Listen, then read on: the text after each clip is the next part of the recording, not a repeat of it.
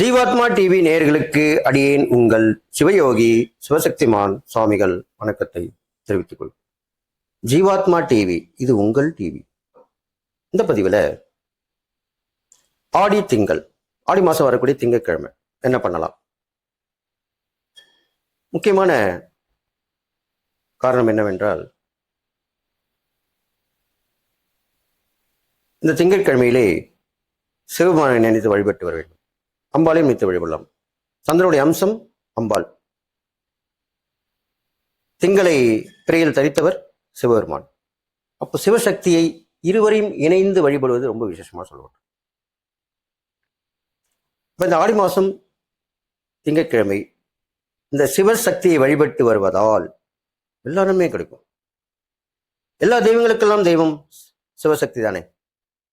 எல்லா ஆண் தெய்வங்களுக்கும் அதிபதி சிவபெருமான், எல்லா பெண்கள் தெய்வங்களுக்கும் அதிபதி பார்வதி. அப்போ சிவசக்தி சேர்ந்த அம்சம் எல்லா தெய்வங்களுக்கும் ஏற்ற தெய்வமாக இருக்கும். அவர்கள் வழிபடுவதால் என்ன நன்மை நிகழும்? நேர்மறை ஆற்றல் உங்கள் இல்லத்திலே பெருகும். அது மிக முக்கியமா. என்னமே தெரியல, கொஞ்ச நாளாவே நான் சோம்பேறித்தனமா இருக்கேன், சுறுசுறுப்பாக இல்லை, தூக்கமா வருது, என்னால் எந்த வேலையும் செய்ய முடியல, ஒருத்தர் போய் பார்க்க முடியல, வெளியில் கிளம்பி போக முடியல, சரியா சாப்பிட முடியல, இப்படிதான் சொல்லிட்டு வருவீங்க. அப்போ என்ன என்றால், உங்கள் இல்லத்திலே வீட்டிலே எதிர்மறை ஆற்றல் பரவி இருக்கிறதுன்ற அர்த்தம், தீய சக்தி பரவி இருக்குன்னு அர்த்தம். அப்ப அதை போக்கணும் இல்லையா, அதுன்னு முக்கியம். அதற்குத்தான் இந்த ஆடி மாசம் பரிகாரம் பண்ணும்போது விசேஷமான பலன் கிடைக்கும். அப்ப அந்த திங்கட்கிழமை சிவனுக்கும் சக்திக்கும் சேர்ந்த நாளாக விளங்குறபடியால் சிவசக்தி சமேதராக இருக்கக்கூடிய தெய்வங்களை வணங்கி வழிபட வேண்டும். காமாட்சி அம்மன் சமேத ஏகாம்பரேஸ்வரர், மீனாட்சி அம்மன் சமேத சுந்தரேஸ்வரர், விசாலாட்சி அம்மன் சமேத விஸ்வநாதேஸ்வரர். இது உதாரணத்துக்கு தான் சொன்னேன். அந்த மாதிரி சக்தியும் சிவனும் இணைந்த இரு தெய்வங்களை வழிபட்டு வர வேண்டும். எல்லா கோயிலுமே இருப்பாங்க.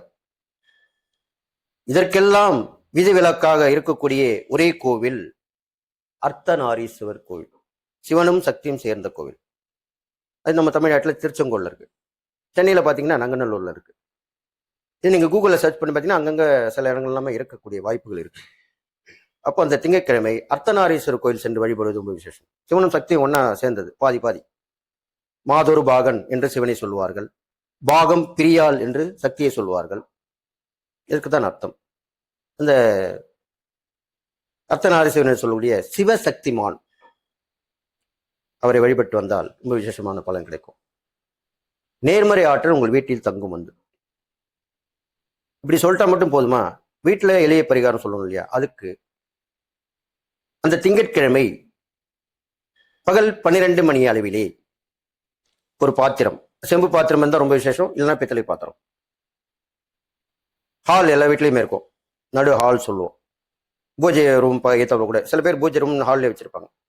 இல்லை என்றாலும் பரவாயில்லை, நடு ஹாலில் வைத்து கோலமிட்டு வீட்டை சுத்தம் செய்து அந்த பாத்திரத்திலே, செம்பு அல்லது பித்தளை பாத்திரத்திலே சுத்தமான நீர் அல்லது கடல் நீர் கிடைச்சா ரொம்ப விசேஷம். இல்லைன்னா சுத்தமான நீர், அதில் கல் உப்பு போட்டலாம். அது கல் உப்பு போட்டாக்கலே அது கடல் நீராக மாறிவிடும்.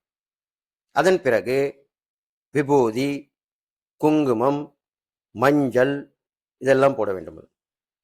இதன் பிறகு பசு கொடுக்கும் பால், தயிர், வெண்ணெய், நெய், கோமியம் இது வந்துடுதா? பால் 1, தயிர் 2, வெண்ணெய் 3, நெய் 4, கோமியம் 5. சிவனுக்கு வந்ததும் 5 தான். இந்த 5 சேர்த்து அந்த நீரில் கலந்து சுத்தமான உதிரி பூக்கள், வாசனை பூக்களாக இருக்க வேண்டும்.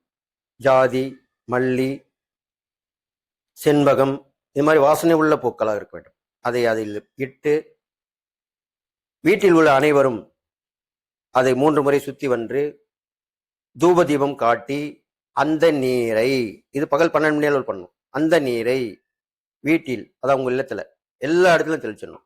முதல்ல உங்க தலையில தெளிச்சுக்கணும். மாங்கொத்து அல்லது வெற்றிலை இதில் தான் அதை தெளிக்கணும். தெளிச்சுட்டு மாலை வேளையிலே சொன்ன மாதிரி சிவசக்தி வழிபாடு இல்லை அர்த்தநாரீஸ்வரர் வழிபாடு, 2 விளக்குகள் ஏற்றி வழிபாடு வேண்டும். இது மாதிரி பண்ணீங்கன்னா இதல்லாமல் இதை ஒவ்வொரு திங்கட்கிழமையும் செய்து வந்திருக்கிறானால் எதிர்மறை ஆற்றல் விலகி நேர்மறை ஆற்றல் உங்கள் இல்லத்திலே சூழ்ந்து உங்களுக்கு எல்லா நன்மைகளும் கிடைக்கும், நினைத்த விஷயங்கள் நடக்கும், கேட்ட விஷயங்கள் கிடைக்கும் என்று சொல்லி எல்லா நாளும் பெற்று வாழ்வீர்கள் என்று வாழ்த்தி விடைபெறுகிறேன். நன்றி, வணக்கம்.